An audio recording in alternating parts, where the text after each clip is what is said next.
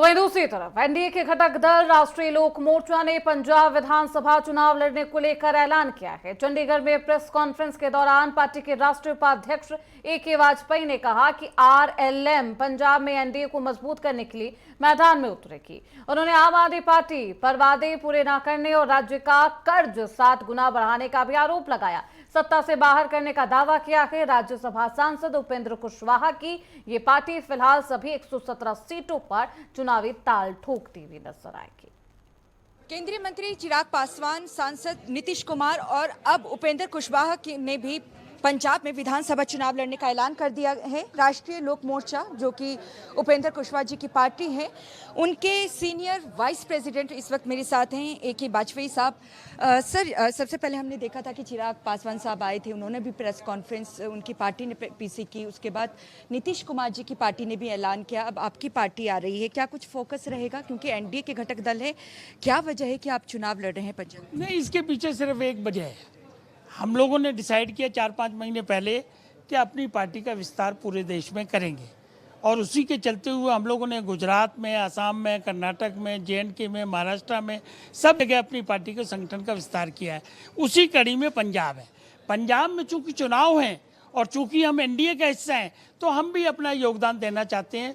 और जैसा मोदी जी ने कहा है कि डबल इंजन की सरकार पंजाब में होनी चाहिए, तो हम लोग भी उसी में लग के काम करना चाहते हैं। ये आपको लगता नहीं है सर, एनडीए के घटक दल आप हैं, बीजेपी कह रही कि 117 सीटों पर चुनाव लड़ेंगे, सभी 117 सीटों पर, अगर आप चुनाव लड़ते हैं तो वोट कटेंगे?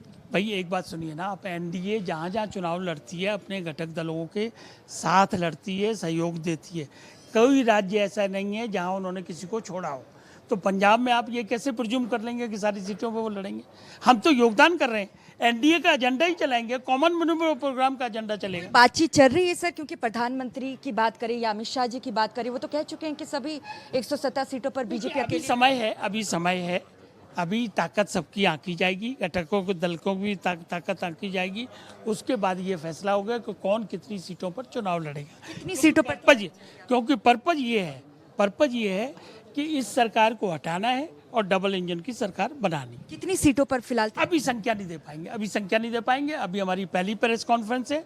अगली प्रेस कॉन्फ्रेंस में 20 पॉइंट प्रोग्राम भी रिलीज करेंगे और संख्या भी बताएंगे कि हम कहाँ अपनी तैयारी कर रहे हैं। फिलहाल ये स्टेटमेंट है कि 117 सीटों पर राष्ट्रीय लोक मोर्चा पार्टी पूरे तन मन धन से चुनाव लड़ेगी और एनडीए की सरकार बनवाएगी। आखिरी सवाल है, किन नीतियों को लेकर जनता के बीच पहुंच रहे हैं? नीति तो एक ही होता, नीति मोदी जी ने जो करी है, जो कहते हैं, जो करते हैं, वही हमारी भी नीतियां हैं। उसमें एक जरा सा एडिशन है कि हम अंतिम आदमी की ज़्यादा बात करते हैं, और हम जो बिहार में हमने पॉलिसी लगा के उनके लिए किया है, हम यहाँ भी ये चाहेंगे कि जो गरीब गुरबा आदमी है उसके वेलफेयर की बात सबसे पहले। लेकिन बिहार में भी तो भारतीय जनता पार्टी की सरकार है ना, तो देखिए ना बदलाव क्यों नहीं हो। अरे आप सुनिए ना, कितना बदलाव हो बिहार में। आप देखिए वहाँ कितना डेवलपमेंट हो रहा है, कितना महिलाओं को आगे किया जा रहा है। ये कोई डिबेट का विषय नहीं है, ये सब प्रूव है ऑन रिकॉर्ड। बहुत थैंक यू। ए.के. वाजपेयी साहब को आपने सुना, जो कि राष्ट्रीय लोक मोर्चा पार्टी के सीनियर वाइस प्रेसिडेंट है। इनका कहना है कि 117 विधानसभा सीटों पर इनकी तैयारी चल रही है, लेकिन एनडीए के घटक दल होने के नाते जो एनडीए की बैठक में तय होगा उसके तहत ही चुनाव उतनी सीटों पर लड़ा जाएगा। फिलहाल देखना है कि क्या भारतीय जनता पार्टी 117 सीटों में से राष्ट्रीय लोक मोर्चा को कोई सीट देती है या नहीं। कैमरामैन दीपक के साथ नेटवर्क 10 के लिए चंडीगढ़ से ईशा ठाकुर।